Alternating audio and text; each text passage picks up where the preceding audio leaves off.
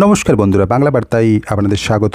তো আজ আমরা এই প্রতিবেদনের যে বিষয়টা আলোচনা করব সেটা হলো আরজি কর ঘটনা। তো রাজ্যে যেভাবে একের পর এক মহিলা নির্যাতনের ঘটনা সামনে আসছে, তাতে তো কাঠগড়ায় শাসক দল, শাসক একটা প্রশ্ন তো রয়েই যায় প্রশাসনের ভূমিকা নিয়ে। প্রশাসনের যে খামতি রয়েছে তা বারংবার প্রমাণিত হয় এই সমস্ত যে নারী নির্যাতনের ঘটনা রয়েছে। তো সাম্প্রতিককালে আমরা একাধিক ঘটনা দেখেছি। এই যে আরজি করের একজন ডাক্তারি পড়ুয়ার মৃত্যু ঘিরে রহস্য দানা বেঁধেছে। তার যে মৃত্যু হয়েছে সেটা নিঃসন্দেহে স্বাভাবিক ছিল না, এমনটাই দাবি করা হচ্ছে, অভিযোগ আসছে।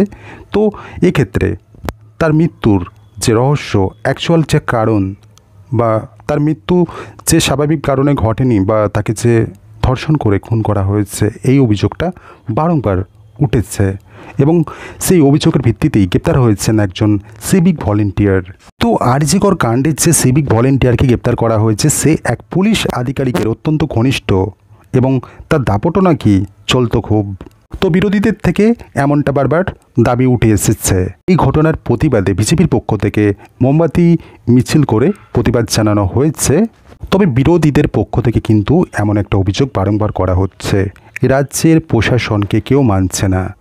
তার উদাহরণ হলো এই সমস্ত ঘটনা, এই সমস্ত নারী নির্যাতনের ঘটনা যদি প্রশাসনকে পরোয়া করত, নিঃসন্দেহে এই সমস্ত গুরুতর ঘটনা কখনোই ঘটতো না। বিরোধীদের থেকে এটাই দাবি উঠে এসছে। শুভেন্দু অধিকারী ইতিমধ্যে এটাও বলেছেন যে এই যে ঘটনা, নারী নির্যাতনের ঘটনা বারংবার রাজ্যে ঘটছে, তো এটা শাসক দলের বড় খামতি এবং শাসক দলকে উচ্ছেদ করতে হলে, শাসককে উচ্ছেদ করতে হলে বাংলাদেশের যে কোটা আন্দোলন, একটা সময় পড়ুয়াদের আন্দোলন থাকতে থাকতে সেটা কি বিশাল রূপ নিয়েছিল, শেষ পর্যন্ত বাংলাদেশের শাসককে পথ ছাড়তে হয়েছিল, পদচ্যুত হয়েছিল বাংলাদেশের শাসক। ঠিক একইভাবে শুভেন্দু অধিকারী দাবি করেছিল পথে নামার জন্য, স্টুডেন্টদের তিনি অনুরোধ করেছিলেন ঠিক বাংলাদেশের মতোই যেন প্রতিবাদে নামা হয়। এই বাংলার শাসককে উচ্ছেদ করতে হলে এটাই যথাযথ পন্থা হবে। তো শাসকের পক্ষ থেকে তো এখন বলা হচ্ছে যথাযথ ব্যবস্থা নেওয়া হবে, কড়া পদক্ষেপ নেওয়া হবে অভিযুক্তদের বিরুদ্ধে। কিন্তু এখন এটাই প্রশ্ন, এই সমস্ত ঘটনাগুলো ঘটবে কেন? নিঃসন্দেহে একটা বড় খামতি রয়েছে প্রশাসনিকভাবে। ঘটনা ঘটার পর তাদেরকে কেন পদক্ষেপ নিতে হবে? ঘটনা ঘটার আগে বা ঘটনাটা ঘটবে কেন?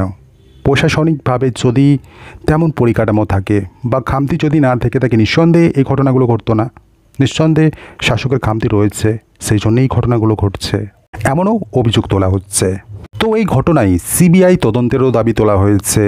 সেই তদন্তে সাই দিয়েছে রাজ্যের শাসকও। শাসকের তরফে বলা হচ্ছে সব রকম তদন্ত করতে হবে এবং অভিযুক্তদের গ্রেপ্তার করতে হবে, কড়া পদক্ষেপ নিতে হবে। সেখানে সিবিআই তদন্ত বা অন্যান্য তদন্ত তাদের কোনো আপত্তি নেই, সব রকম তদন্ত করা যেতেই পারে। তো এক্ষেত্রে শাসক যে একটা চাপে পড়েছে, তো সেটাকে সামাল দিতে তারাও বেশ শক্তপোক্ত হাতেই তারা মরিয়া রয়েছে। কিভাবে এই পরিবেশটা, এই যে পরিস্থিতিটা, সেটাকে কিভাবে আয়ত্তে আনা যায়, নিয়ন্ত্রণে আনা যায়।